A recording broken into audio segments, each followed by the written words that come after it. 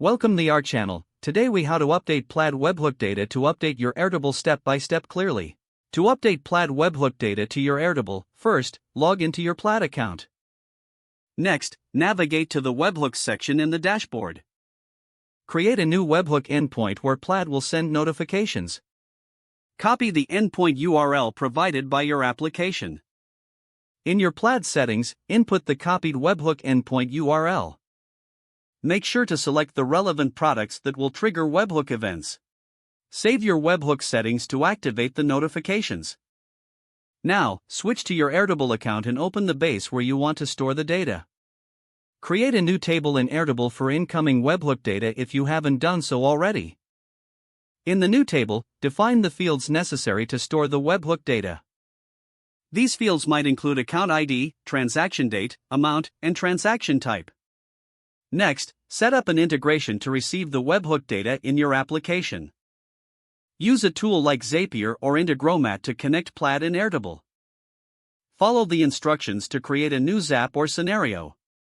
In the Trigger Event settings, select the webhook from Plaid. For the action event, choose to create a record in Airtable.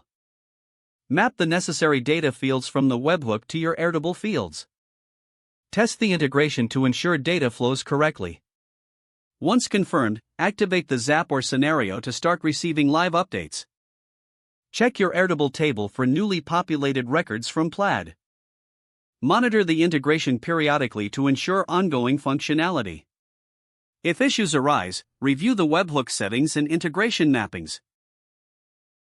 If the page does not load, refresh the browser or try again in a private or incognito window. Make sure you are using the correct email address, then retype it carefully to avoid small typos. If your password is not accepted, use the reset option and create a new strong password you can remember. Check your spam folder for verification or security emails, then complete any requested confirmation steps.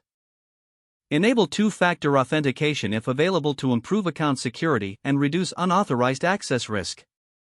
After signing in, review your profile details so your contact information and settings are accurate and current. Don't forget to like this video and subscribe to our channel for more step-by-step tech guides.